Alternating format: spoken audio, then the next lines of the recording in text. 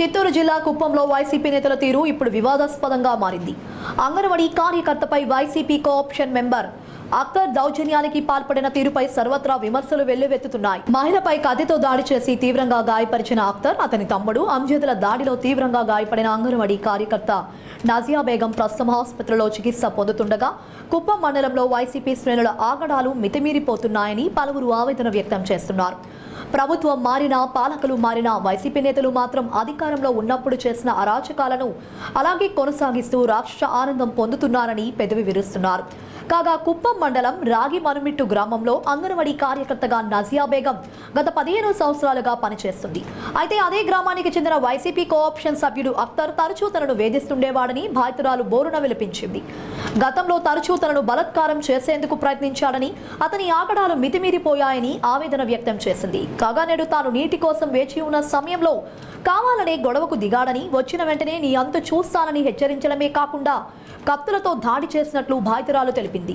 అపస్మారక స్థితిలో ఉన్న ఆమెను కుటుంబ సభ్యులు ఆసుపత్రికి తరలించారు. కాగా ఈ విషయం తెలుసుకున్న టీడీపీ నాయకులు భారీ సంఖ్యలో ఆసుపత్రికి చేరుకుని బాధితురాలను పరామర్శించారు. అనంతరం వారు మాట్లాడుతూ కుప్పంలో వైసీపీ నాయకుల దౌర్జన్యాలు పెరిగిపోయాయని, ఇంకా అధికారంలో ఉన్నట్టు విచ్చలవిడిగా ప్రజలపై దాడులు చేస్తున్నారని మండిపడ్డారు. ఈ ఘటనపై వెంటనే పోలీసులు చర్యలు తీసుకుని మహిళలపై దాడి చేసిన వారిని కఠినంగా శిక్షించాలి అని డిమాండ్ చేశారు.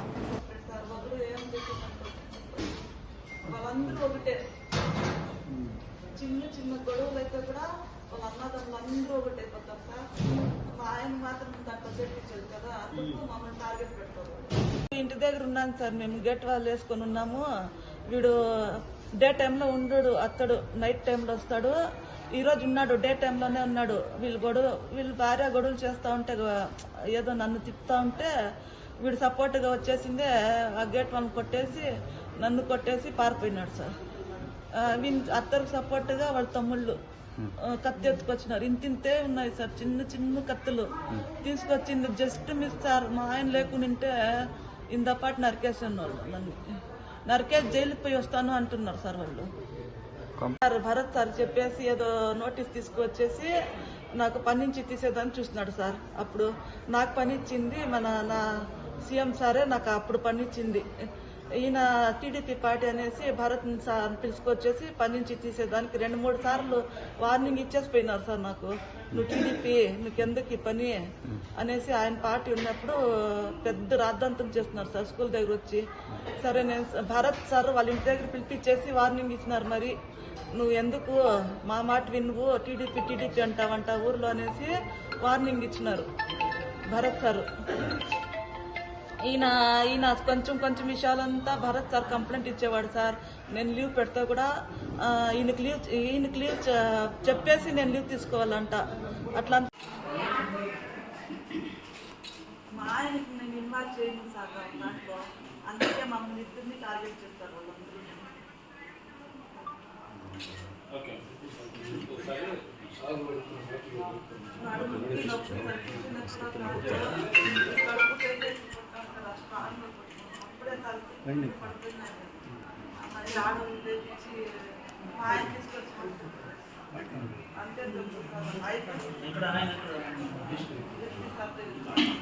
వీళ్ళు బదలండి సార్, మీకు దయచేసి వీడు ఇంకా కంప్లైంట్ ఇస్తున్నాను కదా, ఇంకెప్పుడైతే కూడా నన్ను అటాక్ చేస్తారు సార్.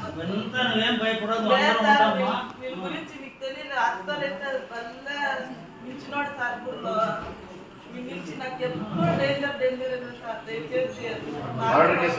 గ్రామంలో భయభ్రాంతులు గురి చేస్తూ ఉన్నాడు. ఎవరు చూసినా భయపడుతూ ఉన్నారు. ఇలాంటి రెవల్యూషనరీగా సంఘంలో బతికే నైతిక విలువ కూడా లేదు. అతన్ని సంఘ బహిష్కరణ చేయాలా. ఈ జిల్లా కానీ రాష్ట్రంలో కానీ అతన్ని వెలివేయాలా. అతనికి ఎవరైతే వంతు పడుతూ ఉన్నారో వాళ్ళు ఎవరికి కూడా ఈ కుప్పంలో అడుగుపెట్టే నైతిక హక్కు లేదనేసి కూడా మేము తెలియజేస్తున్నాం. భరత్ రెడ్డి, నువ్వు భరత్ రెడ్డా లేదు, నువ్వు భరత, నువ్వు ఏమన్నా ఉండి మాకు అంత పని లేదు. కానీ వెంటనే దీనిపైన ఈరోజు జరిగిన సంఘటన పైన నువ్వు వెంటనే మారుమూల ప్రాంతంలో ఉన్నా, నువ్వు హైదరాబాద్లో ఉన్నావో ఎక్కడున్నావో మాకైతే తెలీదు. నీ ఆచు కూడా ఇక్కడ కనపడడం లేదు. మీ నాయకులు మాట్లాడుతున్నారు. వెంటనే దీనిపైన వీడియో రిలీజ్ చేయాల్సిందిగా, దీనిపైన నువ్వు స్పందించాల్సిందిగా నేను డిమాండ్ చేస్తున్నాం. మారు పేరు ఈ ప్రశాంతమైన కుప్పంని గత 5 ఏళ్ల కాలం పరిపాలించినటువంటి వైసీపీ వాళ్ళని నాయకులను అన్నా రాక్షసులు అనాలో మాకు అర్థం కావడం లేదు నిజంగా. ఈరోజు చాలా బాధాకరం.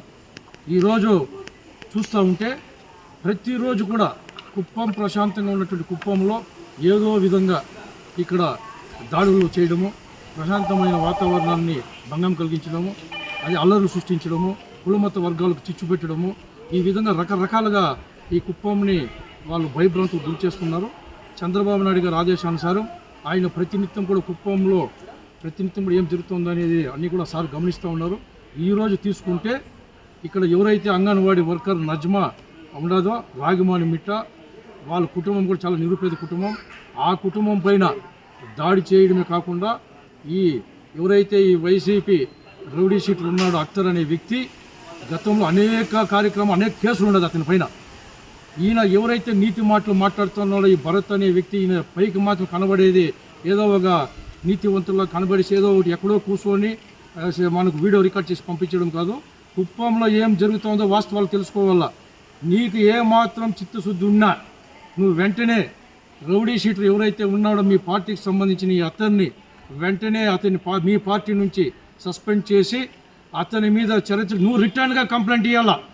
ఈరోజు నీకు ఏమాత్రం చిత్తశుద్ధి ఉంటే, కుప్పం ప్రజలకు మేలు చేసే ఆలోచన నీకుంటే నువ్వు రిటర్న్గా కంప్లైంట్ ఇవ్వాలి. ఎందుకు అడుగుతున్నామంటే ఈ మాట గతంలో ఈ మధ్యకాలంలో రాష్ట్ర ప్రజలందరూ కూడా గమనించినారు.